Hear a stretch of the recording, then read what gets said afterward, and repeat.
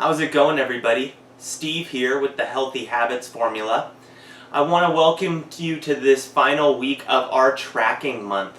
Now, in this week, we're going to be finishing up our tracking sheet, and we've already heard some great comments and feedback from you so far this month.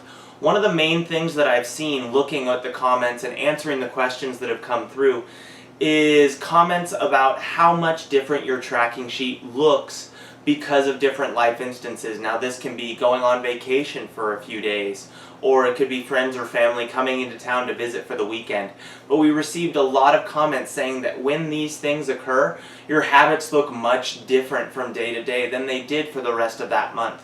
Now, this is okay. In fact, this is what we want you to see, because this is really what's important in terms of figuring out what really affects your habits and why. You may think that you live pretty standard on a day-to-day, but as a lot of you have noticed, is once something changes that daily routine, once one thing is set off, then it can really have a substantial impact across your entire day, whether it's diet, sleeping, water, or just staying consistent with your tracking. We've had a lot of feedback that these small changes, whether it's because you're staying somewhere else or you have other people staying with you, is changing the way you do your day-to-day life, the way you eat, the way you sleep. And what we want you to do is just be aware of this, because these are things that we're going to teach you how to correct, or not necessarily correct, but at least prepare for, which is what we're diving into next month, is preparation. So what we want you to do in this next week is really start looking at those areas that are blank and that are filled in, and really decide, what area of your life is going to need the most attention. Now, if you're one of those people who did happen to go on vacation or have company visit, then your sheet is going to have a few other blank areas, but remember that those are caused by that shift in the environment, whether it was that social environment of other people staying with you or that physical environment of being somewhere else. And also look at the rest of your month and find out if any of those similarities or patterns that happened were strictly because of this changing of environment, or if there are things in your day-to-day. The first thing we want you to tackle are the things in your day-to-day. We'll be talking about how to shift your environment around or prepare for a changing environment a little bit more next month. But for the last week of this month, we want you to really focus on those days that are pretty consistent with your everyday routine. The ones that don't necessarily have that sudden shift that throws everything off. Because our first goal is to get you to address those common areas of your life that you experience on a day-to-day basis. Now, the reason I'm shooting this video in my kitchen is I want to introduce you to what my very first habit change was and how I prepared myself for success. Now, the very first change that I ever made in preparation was only a 1 day a week preparation habit. And that's something I also want to address, is your daily habits don't have to be every day for you to feel an impact in your day-to-day life.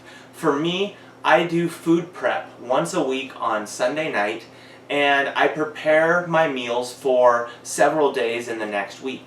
And what I found is when I'm preparing these meals, when I have that food readily available in my fridge, then I'm more likely to make that smarter choice. So for me, it wasn't finding a daily instance where I was making the choice to not grab the vegetables or not grab the lean protein or the healthy fats.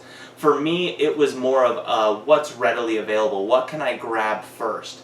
And once I added this food prep 1 day a week into my schedule, I noticed that I had a dramatically different looking calendar. I was eating vegetables 3 times a day almost all the time at that point. I was eating healthy fats and complete proteins much more often. And it was because I had this food already prepared and ready for me in my fridge. So rather than going for what was quick and easy, I already had the good food made so that was the quick and easy choice. So that I didn't need to go out of my way to find something that was necessarily bad for me, because I had all the good stuff pre-prepared in my house. One of the things I also want to suggest, and this is what I'm going to be moving into in this next month, is preparation for water. Now, I noticed water was really blank on my sheet, But I've been experimenting with different water habits, and one that I've found to be very effective is just having a water bottle with you. Now this is one of those things that it's not necessarily multiple times throughout the day that you need to be triggered. You just need to remember one time at the beginning of your day, after an existing habit, to fill your water bottle and take it with you. And what I've noticed is once I started doing this, and I haven't added it into my routine, but I have played around with it a little, but at least 75% of the time that I bring that water bottle with me, I'm getting my 7 glasses of water a day. Now it's not happening all the time because I haven't made it a habit, and even though I do have it with me, I'm still not quite 90%, and I'm not always reaching for that water because I'm not used to having it with me. But I've found that just that small change substantially changes my water intake, and it gets me one step closer to where I want to be. So maybe it's not adding that extra check mark every day like I want it to at some point, but it is giving me more each day. Rather than 4 glasses, I'm having 5 or 6 now. So that's just another example of a small preparation change you can make that's done every day, but can have an impact throughout the entire day, even though you only do it one time. And that's really the foundation of what preparation is. There are small habits that prepare you for success in the rest of your day. And that's really one of the cornerstones of being successful in the healthy habits formula. And this is going to extend into those examples that you guys gave us, talking about when you leave your house or you go on vacation and you're not prepared, and all of a sudden everything on your habit tracker changes. Or when you have company coming into town and all of a sudden all of your habits change. If we can learn how to prepare ourselves on a day-to-day basis and really know already that these things are going to be coming, that you're going to be leaving town on these days, or you have company coming, it's going to be easier to shift those small things in your life and be prepared for that instance, rather than just letting it wash over you and be like, oh well, it didn't work out this time, maybe I'll try next time. Because what we've seen in the past, and what we know to be true, is that even though these things are infrequent, leaving town or having people come to visit, it does happen frequently from year to year, and for some people even month to month. So that even though it is infrequent, it is still consistent, and every time it happens we make those same changes. That's a big reason why holidays typically for a lot of people throw everything off, because every year you have that change where family's coming into town, you're leaving, everyone's doing all different types of stuff that they don't typically do, but they do it every year. And year after year, those things still add up and are your yearly habits, even though they're not your daily habits. So learning to prepare yourself not just for your day-to-day, but also for your week-to-week, month-to-month, or year-to-year is going to be essential to being successful from here on into however long you really want to maintain your health and wellness, because it's all about really establishing those healthy habits. So what we're going to dive into going into next month, like I mentioned, is just looking at preparation, figuring out what we can do with your tracking sheet and how we can get you to fill it out to be most successful. Now at the end of this week, what we want you to do is fill out your monthly evaluation chart. Now I leave mine here on my fridge so that I remember to fill it out at the end of each month. And what we're going to do is make sure you go through this, and what I really want you to focus on is right down in this lower section, and that's our compliance section that talks about being 90% compliant with your habits.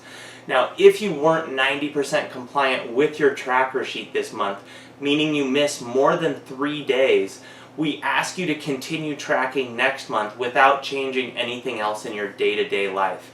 This is because we really want you to get consistent with tracking and make sure it's built into your habits before you try and shift or add anything else into your day-to-day. Like we always talk about, doing too much too soon is what leads to failure 98% of the time. If you're not ready to add more into your schedule, there's no reason to try and jump in and add that extra task or chore, because an additional habit when you're not already established and set in that new routine is just going to make things more complicated. So we want you to be sure that you're 90% compliant with your tracking sheet before you jump into a new habit for preparation next month. We'll also be giving you some examples that we want you to do if you need to make those changes next month.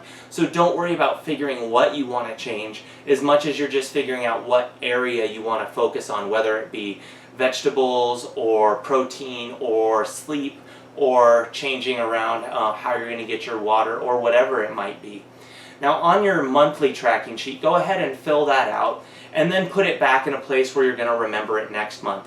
This sheet, we're going to be looking from month to month at what these different categories look like, how it affects your energy level, how it affects your confidence, and really get a sense for what our small preparation changes and our tracking changes and everything else we build into this program is affecting your life long term. So you can start seeing not just day to day what's happening, but really see month to month as you progress what kind of things have been occurring in your life, what may be beneficial, and what might actually be detrimental. Sometimes those numbers are going to go down, and you're going to want to reflect back and look at your sheets and find out what happened that month, why is everything looking that way.